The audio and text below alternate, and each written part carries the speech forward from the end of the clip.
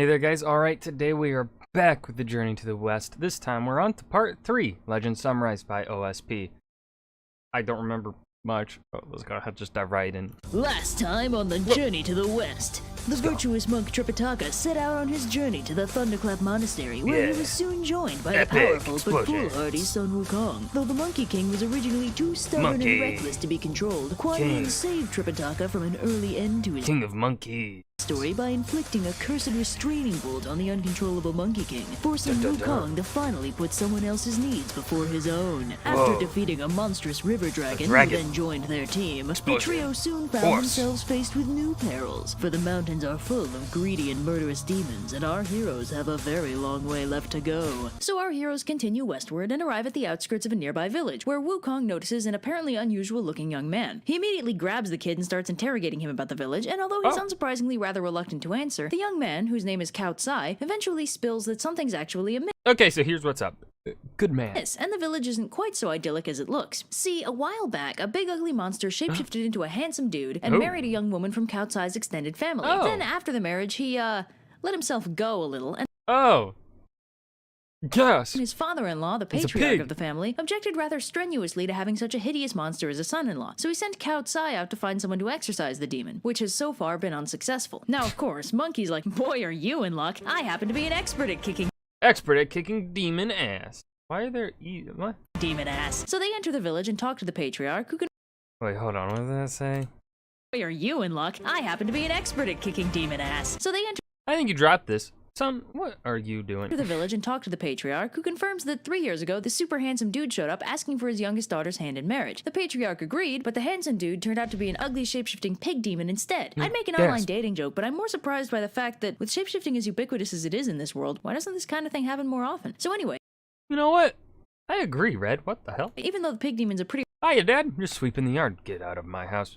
Technically, it's our house. Hard-working guy. He's super ugly and kind of possessive, and all the patriarch really wants is his daughter back, and for the pig dude to not be affiliated with him or his family anymore. So in this exciting episode, Sun Wukong gets to She's just not that into you, bro. Serve divorce papers. So Wukong casually rescues the patriarch's daughter. Yeah, like that'd be hard for him. And then shapeshifts to look like her and lies in— Alright, everybody scram so I can do my hold on, what the fuck's gonna happen? Wait for the pig demon. Soon enough, the demon returns and Wukong's like, oh man, darling, my parents are just being so rude about us. I hear they're getting someone to exorcise you. Oh, no need to worry, sweet cheeks. There's no exorcist alive that can hurt me. I think they said his name was Sun Wukong? Well, it's been fun, sweetheart, but I need to go disappear for a few— Where are you going? And it was at this moment that the pig knew he was fucked. Darling. So they fight, and Wukong— You're not my beautiful wife. She's not your beautiful wife either. Well, technically, legally, I think they are married. So, actually, Pig Boy is right. chases him back to his secret lair at Cloudy Path's cave, and along the way he learns— Allow me to tell you my entire life story. By all means, go ahead. that the pig demon actually used to be a member of the Court of Heaven, who got sloppy drunk— Hey babe, wanna know why they call me the Heavenly Tumbleweed? hit on a woman way too many times, and got turned into a monster and kicked out of heaven as punishment. He would have been executed, but our boy the Gold Star of Venus intervened Give us a minute. on his behalf. Not to be jaded, but that kind of seems like the only thing the Gold Star of Venus does. So then they fight, and it's— Well, we can't all you call that screwing up heaven? Lightweight. Well, we can't all have free passes for consequence-free hijinks. awesome, but then the pig demon calls a timeout and runs away. So Wukong returns to— How did it go, Sun Wukong? Ah, interesting guy. You need to go finish kicking his ass, though. Tripitaka and fills him in and takes a moment to sass the patriarch. By the way, father of the year over here, he kidnapped your daughter. After you let him marry her, I didn't know he was ugly, and there it is. Cow for being a pretty bad father-in-law to his relatively hardworking demon son-in-law. And then he zips back to fight the Round pig demon two. again. So they fight some more, and eventually— Breaking and entering is a crime. So is kidnapping.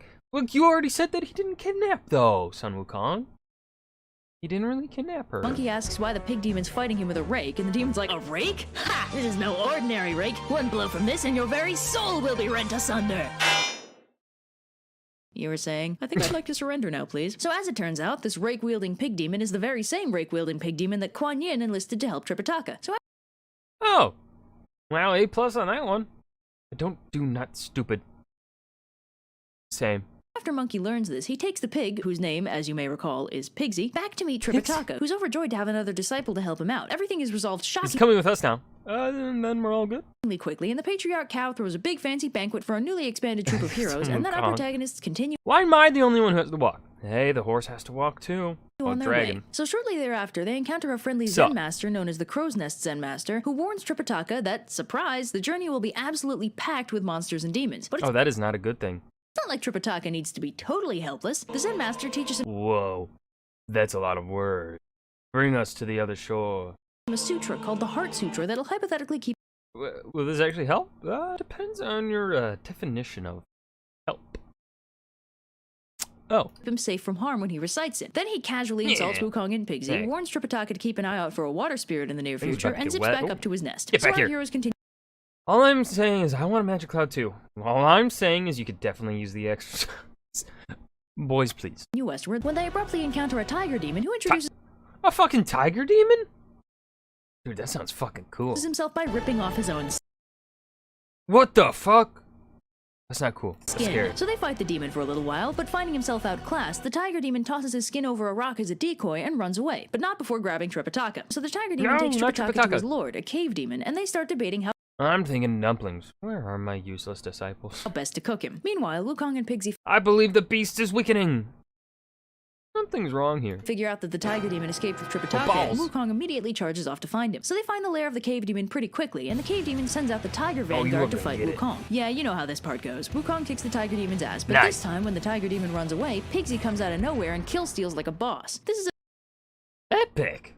A very accurate representation of his overall characterization for the rest of the story. Anyway, Wukong flies back. Hey, are you missing a disappointment? You dropped this. To the cave with the tiger demon's corpse and taunts the cave demon until he comes out to fight. So they fight for a while and wow, normally I've already won by this point. Props. Actually pretty evenly matched, but when Wukong busts out his special attack and duplicates himself, the cave demon counters with his own PSOP special and whips up a veritable hurricane of wind that blasts Wukong with enough force to temporarily blind him, making it impossible for him to continue fighting. Wukong and Pigsy. Dude, I was relying on you taking that guy down. Out of all the people I don't need crap from, you are the top of the list. They manage to escape and try to figure out what to do next, and they find their way to a nearby. Wow, are you seeing this? You're not funny, Pigsy. A cottage where a friendly old man and several young farmers let them stay the night. The old man also gives Wukong a healing balm for his eyes, and when he wakes up the next morning, he can conveniently see again. This is also when he learns that the cottage never existed, and that the old man and the farmers who took care of them were some of the heavenly spirits assigned to help Tripitaka on his pilgrimage. Okay, the rules for what these god dudes can and can't do are hella arbitrary. I'm starting to think they're just messing with them. So Wukong decides to try the stealth route for this particular mission, and turns into a mosquito to sneak into the cave demon's lair. Huh? You can fucking turn into a mosquito, too? Whereupon he finds that Tripitaka is both still alive and rather grumpy at his. Son, where the hell have you been? I can't stay in chat. They're gonna eat me. I have to go stalk my nemesis. Delayed rescue. On his way out, he overhears that one of the cave demon's minions ran into Pigsy, but obviously didn't see Wukong. So the cave demon speculates that either he managed to kill. So either he's dead, not likely, you egotistical wingbag. Wukong with his wind, or the Monkey King ran off. He's a coward. Try for strike 3, you beautiful narcissist. To get help, but that'd be absurd. A fruitless endeavor. I'm not even endeavoring it! Because there's only one person who can resist the cave demon's wind, and that's the Bodhisattva Ling Chi. So Wukong zips back to Pigsy, and with a little help from the disguised gold star of Venus, my god, that is all he does. They find their way to the home. It do be all he do. Home of Ling Chi, where Wukong explains the situation. The Bodhisattva explains that he'd previously defeated the cave demon, but allowed him to remain in the mountains so long as he didn't hurt anyone. Seeing as this rule has been broken, Ling Chi grabs the flying dragon staff and prepares to unleash some righteous butt-whooping. So they fly back to the mountain, Wukong busts down the door, and he goes a few rounds with the cave demon before. Bet you thought you'd seen the last of me. The demon starts charging a special attack, but right before he unleashes it, Ling Chi throws the flying dragon staff at him, whereupon it turns into an actual dragon and punts the cave demon into a mountain so hard that he reverts back to his true form, which is apparently a mink. So the staff turned into a fucking dragon? That's fucking cool.